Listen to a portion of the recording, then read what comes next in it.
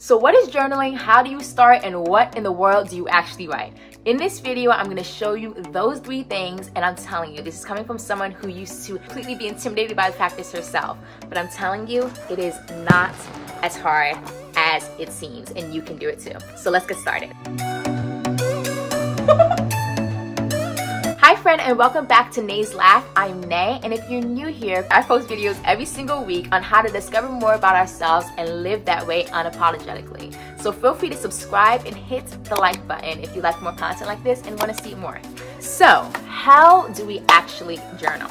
If you're like me, you have heard so many positive and good things about journaling. You've heard that journaling is therapeutic, it can boost our mood, it can even, if you can Google it, but it boosts our immune system as well. And it has so many benefits, but you have no idea where to start. Maybe you've seen all those gorgeous journals online, you typed in how to journal, and you see all those journals with all of these like fancy things in it, and you're like, yeah, I can't do that. That's beautiful, but that's not for me. All of those things are good, but I'm telling you, it does not have to be that way. And I'm gonna walk you through a very simple, non-intimidating way to start your journaling practice today. So let's start with preparation. So for preparation, there are 2 different materials that you would need to start your journaling practice. You can either choose to go the handwritten route, which is just literally simple pen and paper, or you can choose to go the digital route, which is your phone, your tablet, your computer, any one of those things. We have access to that all the time. So there are benefits, pros and cons to each one. So for the handwritten route, the studies have shown that we remember more when we write things down. So if you're writing, it's more of a contemplative practice, you're more reflective, you can think more about what you're writing, and it really kind of sinks into your head. Some of the cons are that you're not able to take your notebook around with you, so you can only journal when you're at home or when you have your access to your notebooks. For the digital route, some of the pros include that you have the ability to be able to copy and paste links, pictures, Instagram captions into your journal entry. You're also able to search anything, tag it, but the negative for that is that because it is so much faster, you're not thinking as much. It's not as contemplative because we do type a little bit faster than we tend to write. Try both of them, try both methods, and see which one works better for you.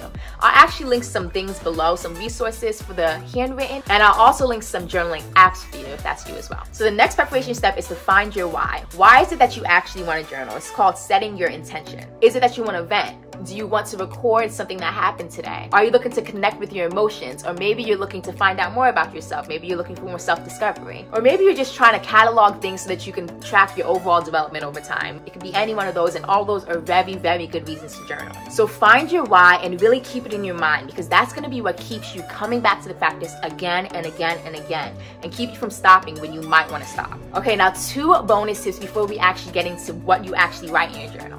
The first one is to stretch a little bit beforehand. Now I know that this sounds super weird, why am I gonna stretch before I'm writing? But it actually really does help. If you haven't seen my video before this on how stress actually impacts our body, I'll pop it up right here. But check it out, because it actually shows us how our body holds onto this emotional stress and does not let go of it unless we release it and let it out. So even just a light stretch, raising up your hands in the air, just a little bit 2-minute stretch, that actually does wonders to just release our brain and release the tension before we start writing it down. The next bonus tip is to just set the environment. Whatever keeps you calm or makes you feel free and less anxious. So that might be putting out candles. Maybe you like to listen to music. Maybe you like to have a certain corner of your house that really makes you feel comfortable and at home. But set a specific environment that makes you want to keep coming back to it again and again. My thing is candles. I love my essential oil diffuser, and I love my salt lava lamp because I just love that little dim light. That is my thing, and it helps me to come back to this practice over and over again because it just really keeps me super calm. Oh, and I love nature sounds. So let me know below, what is something that you can use or incorporate into your routine that will keep you super calm, relaxed, and make you feel free in order to start your journaling practice? Okay, so now that we actually understand what the prep work is, all the groundwork, we laid it down, what do you actually write? And I know this was something that plagued me so much. I would see people sitting and writing like by the beach or on the boardwalk or whatever. I don't even go to those places that much. But I would see people sitting down and writing at the park. I would go there and I would just see them sitting down and writing. I'm like, what could you possibly be writing about?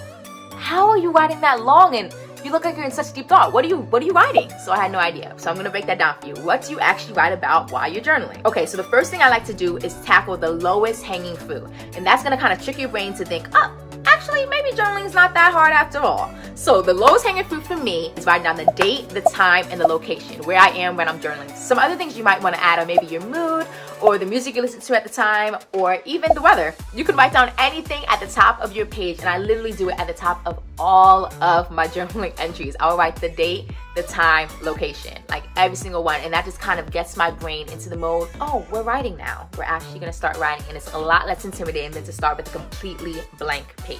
Okay, so after you write the date and time, I'm gonna give you 3 different methods you can use to start journaling. Okay, so the first one is to brain dump. Now that might sound really scary, but it's not as hard as it seems. Brain dump really just means to take everything that's going on in your brain and just dump it onto the paper. Now that's like, imagine taking a purse and dumping all the contents out onto the paper. It's in no order. It doesn't matter which comes out first, which doesn't. No, you're just trying to get everything in the purse out onto the table. That's all you're trying to do. You're just trying to clear your mind. You're trying to clear your purse. That's all you're trying to do, is just clear your mind out of everything that is in it, and just release it. And you will be surprised what actually comes out.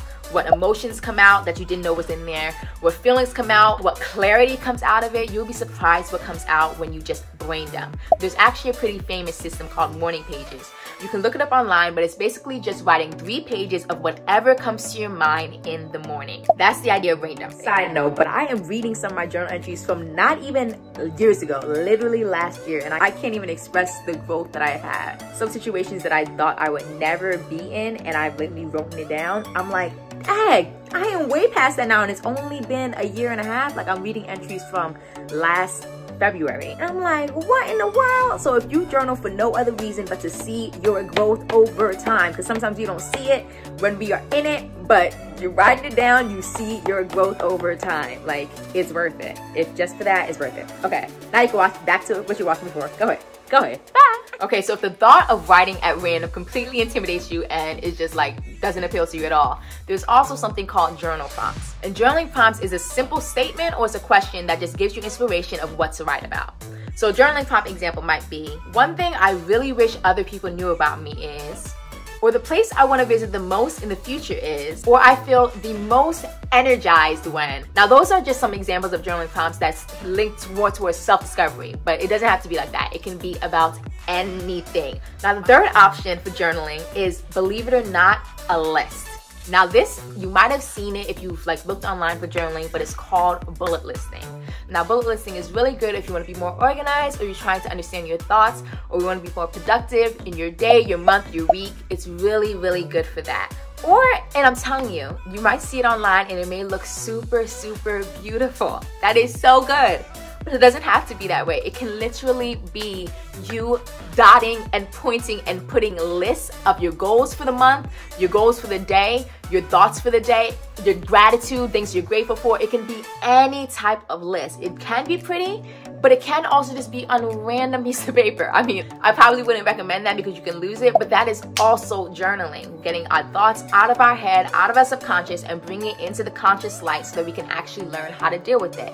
So there's no right or wrong way to do it. Okay, and the last thing is that there are no hard, fast rules in journaling. So everything, even in this video that I've sent to you guys, is just tips. It is just advice. It is just guidelines that you can use if you're new to this. But please, once you get into it, make the practice your own. It will change your life. I'm just a witness to this. It will literally change your life. And just today, I was looking through my journal. I'm like, snap! I didn't know that I went through that last year this time. How much have I grown? Oh my gosh, like, you will be able to look back at it and see your growth. Like, yeah, I want that for you, man. Like, I want that for you. And if I didn't journal, I would have no catalog of that growth from last year to this year. I would have nothing. I wouldn't even know. So I promise you, it is worth it. It is worth it.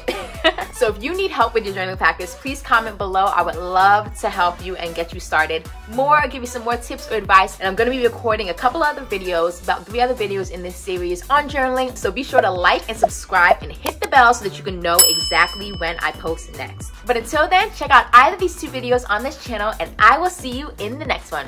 I love you guys and happy discovering. Bye.